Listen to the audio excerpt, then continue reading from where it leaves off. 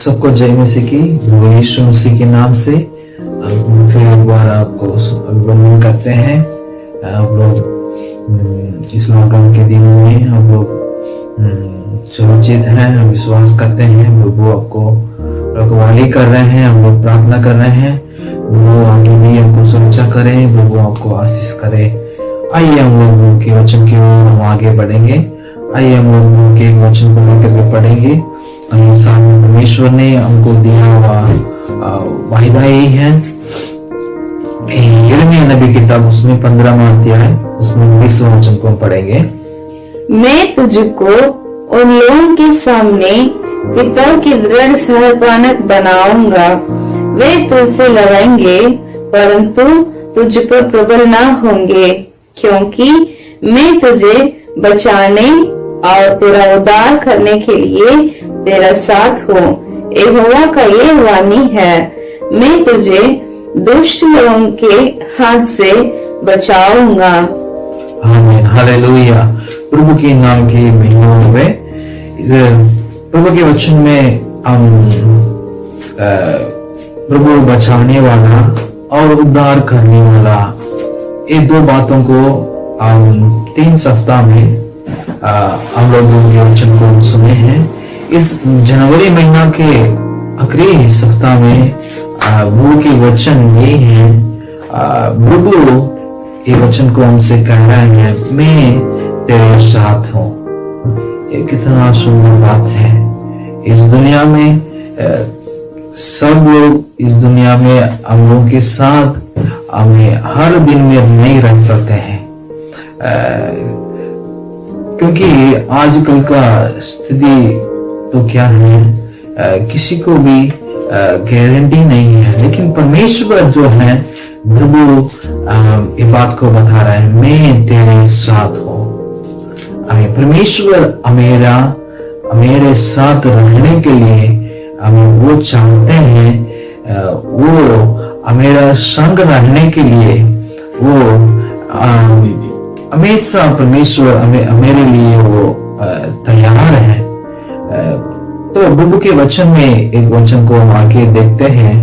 भजन संगीता में भी भजन संगीता दाऊद ने ये बात को कह रहा है, सेनाओं का यहोवा परमेश्वर मेरे संग साथ है।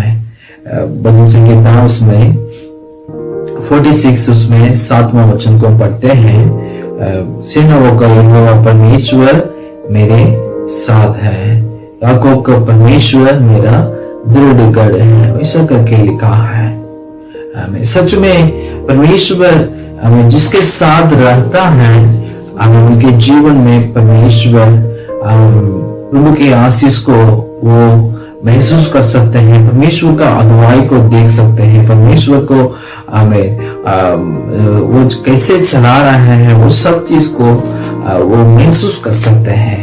ये बात यही है। और एक वचन बाइबल में बात को देखते हैं, यशायाह नबी किताब में उसमें 43 उसमें दूसरा वचन को पढ़ेंगे। 43 यशायाह नबी किताब है उसमें 43 उसमें दूसरा वचन को पढ़ेंगे। जब तू जल में होकर जाए मैं तेरे संग संग रहूंगा, और जब तू नदियों में होकर चले तब वे तुझसे डूबा ना सकेंगी। जब तू आग में चले तब तुझे अंश ना लगेंगे, और उसकी लौ तुझसे ना जला सकेंगी। आमीन। प्रभु ये बात को बता रहे हैं, जब तू जल में होकर जाए मैं तेरे संग संग रहूंगा, और जब तू नदियों में होकर चले तब वे तुझे ना डुबा सकेंगी। जब तू आग में चले तब तुझे आंच ना होंगी, और उसकी लौ तुझे ना जल सकेंगी। बहुत अच्छी वचन है। परमेश्वर ने बात को बता रहा है, जब जल में होकर जाए मैं तेरे साथ है। मतलब कभी कभी मेरे जीवन में जल को पार करना बहुत मुश्किल की बात है। मतलब जल में हम सफर करना बहुत दिक्कत की बात है, बहुत कष्ट की बात है। परमेश्वर ये बात को बता रहा है, जल में तो जाए मैं तेरे संग रहूंगा। हमें परमेश्वर मेरे जीवन को, मेरे आत्मा को, मेरा प्राण को बचाने वाले परमेश्वर है। इसलिए परमेश्वर ये प्रभु ये बात को बता रहा, मैं तेरे संग हूं, मैं तेरे साथ हूं। हम साहस होना चाहिए, मेरे विश्वास को हमें प्रभु पर रखना चाहिए, क्योंकि परमेश्वर ये बात को बता रहा है, मैं तेरे साथ हूं, है ना। हम जल में चले और आग में चले या नदिया में चले, मेरे जीवन को बचाने वाले परमेश्वर है। आजकल का महामारी स्थिति में भी परमेश्वर हमको बचा करके रखा परमेश्वर है। आगे भी परमेश्वर हमको बचा करके रखने वाला है, रखवाली करने वाले परमेश्वर है। इसलिए परमेश्वर ये बात को बता रहा, मैं तेरे साथ, मैं तेरे संग हूं। ठीक है, बाइबल में, पवित्र बाइबल में एक व्यक्ति के साथ परमेश्वर ने प्रभु ने उनके साथ था। प्रभु उनके साथ रहने से उनके जीवन में क्या लाभ को उठाया, परमेश्वर उनके जीवन में कैसे परमेश्वर उनको आशीष करके इस दुनिया में रखा, ये बातों को हम आगे पढ़ेंगे। उत्पत्ति किताब में उसमें 39 अध्याय उसमें 1 से लेकर 5 वचन तक हम पढ़ेंगे। जब यूसुफ मिस्र में पहुंचाया गया, तब पोतीफर नामक एक मिस्री ने, जो फिरौन का हाकिम और अंगरक्षकों का प्रधान था, उसका इस्माइलियों के हाथ से जो उसे वहां लेके गए थे मोल लिया। यूसुफ अपने मिस्री स्वामी के घर में रखता था और यहोवा उसके संग था, इसलिए वो भाग्यवान पुरुष हो गया। और यूसुफ के स्वामी ने देखा कि यहोवा उसके संग रहता है और जो काम वो करता है उसको यहोवा उसके हाथ से सफल कर देता है। तब उसकी अनुग्रह की दृष्टि उस पर हुई और वह उसकी सेवा टहल करने के लिए नियुक्त किया गया। फिर उसने उसको अपने घर का अधिकारी बना के अपना सब कुछ उसके हाथ में सौंप दिया। जब से उसको अपने घर का और अपनी सारी संपत्ति का अधिकारी बनाया, तब से यहोवा यूसुफ के कारण उस मिस्री के घर पर आशीष देने लगा, और क्या घर में क्या मैदान में उसको जो कुछ था सब पर यहोवा का आशीष होने लगी। आमीन। प्रभु के नाम की स्तुति महिमा होवे। इधर यूसुफ के बारे में हम लोग देख रहे हैं। यूसुफ जो है अपने भाइयों से यूसुफ को बेच दिया है। इस्माइल के हाथ में पैसा के लिए उन लोग बेच दिया है। और दूसरी बात है, इसको एक गड्ढा में डाल दिया है, क्योंकि अपने बाप पापा उसी पर बहुत प्यार किया, प्रेम रखा। इसी कारण ये भाई लोग, यूसुफ का भाई लोग इसी पर बहुत जलन हो करके इसको गिराने के लिए, इसको जीवन को नाश करने के लिए बहुत कोशिश किए हैं।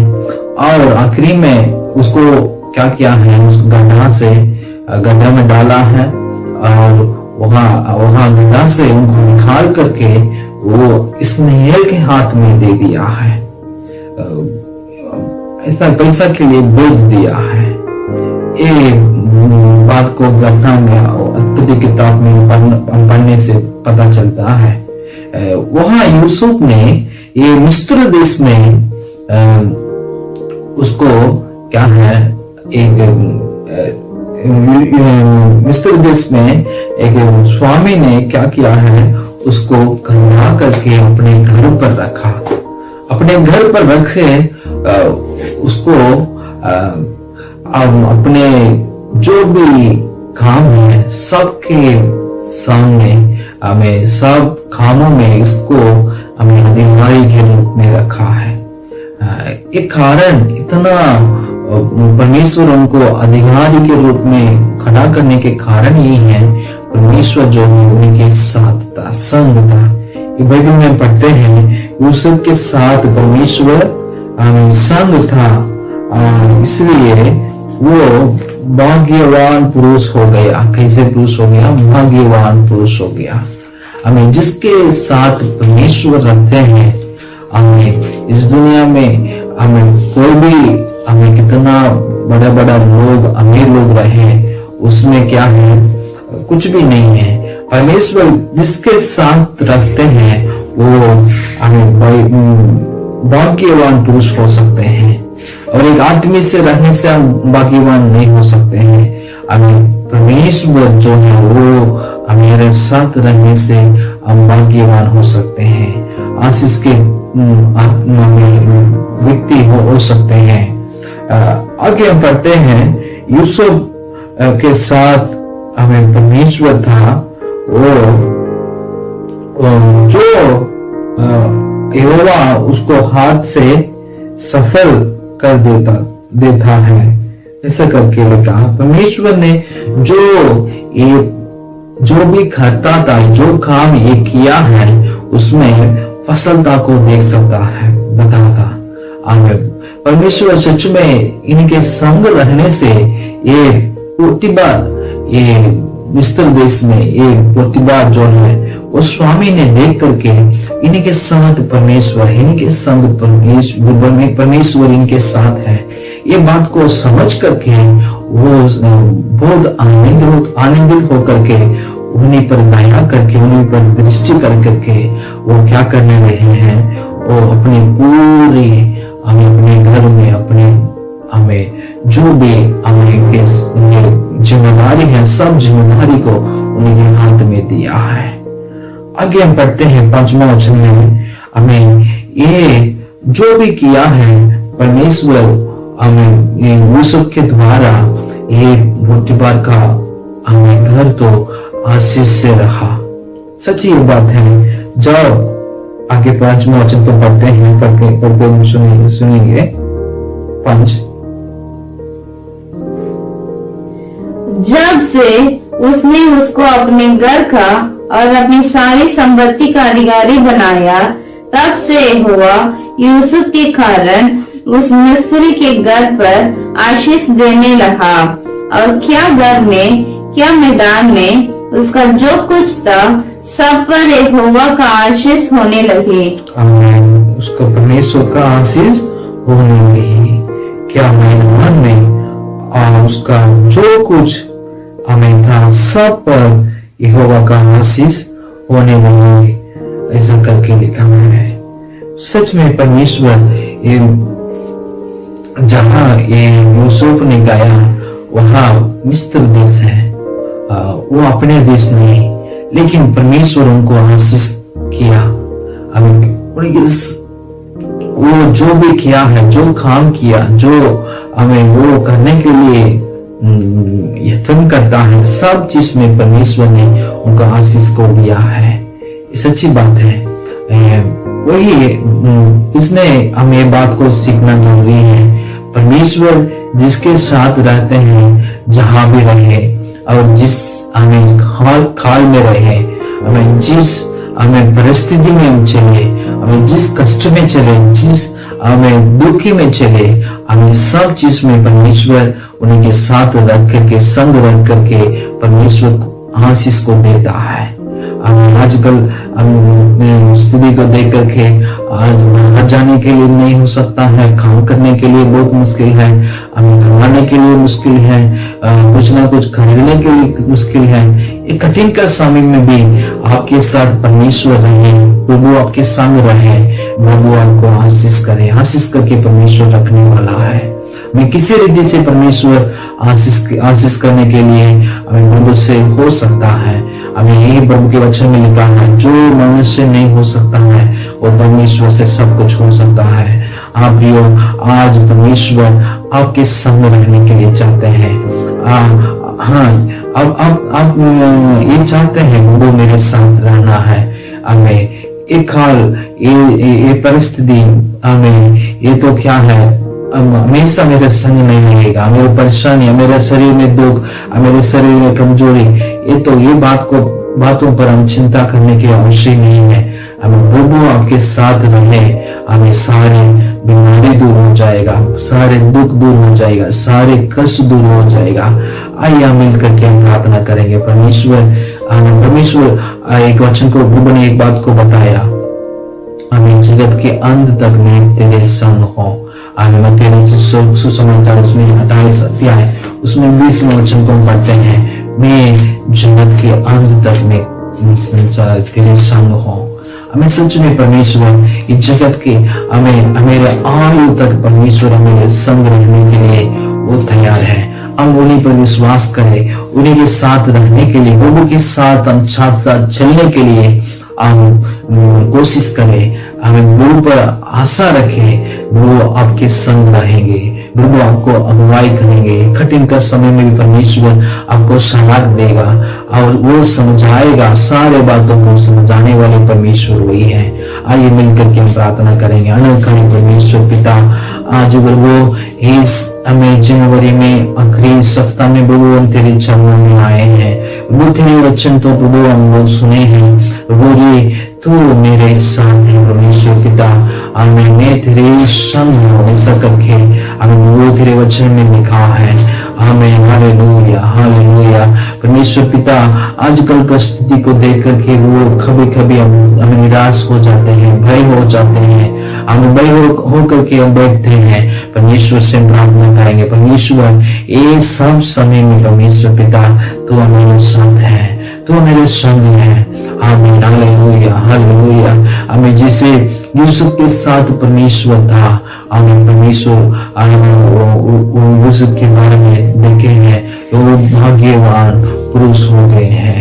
हम भी इस दुनिया में भाग्यवान के पुरुष होकर के हम इस दुनिया में जीने के लिए भाग्यवान के रूप में इन लोगों को खड़ा करने के लिए परमेश्वर हमें परमेश्वर से हो सकते हैं। हमें जो भी हम करें, हम परमेश्वर उसमें सफलता देने वाला परमेश्वर है। आइए परमेश्वर पिता, आमीन, हालेलुया। मैं जो कुछ करे हमें उसमें सफलता दे। आप मेरे संग रहिए परमेश्वर पिता, तू मेरे संग रहिए, साथ साथ रहिए, मेरे परिवार के साथ रहिए, मेरे बाल बच्चों के साथ रहिए, अब मेरे जीवन में तू संग रहिए परमेश्वर पिता। हम सभी को तेरे हाथों में सौंपते हैं। आप सुन और ग्रहण कीजिए, यीशु मसीह के नाम से मांगते हैं पिता, आमीन, आमीन, आमीन। आइए मिलकर के हम कहेंगे, हे मेरे मन यहोवा का धनी और जो कुछ मुझे उसके पवित्र नाम को धनी, हे मेरे मन यहोवा का धनी और किसी उपहार को नाम बोलना। आमीन, आमीन। प्रभु यीशु मसीह का अनुग्रह, पिता परमेश्वर का प्रेम, पवित्र आत्मा का सौभाग्यता प्रभु के आगमन तक आपके साथ रहे। आमीन, हालेलुया। हम प्रभु आप सभी को प्रभु आशीष करे। आमीन। इन दिनों में आप लोग सुरक्षा से रहिए। आमीन। प्रभु आपके साथ है। प्रभु गॉड ब्लेस यू। आमीन।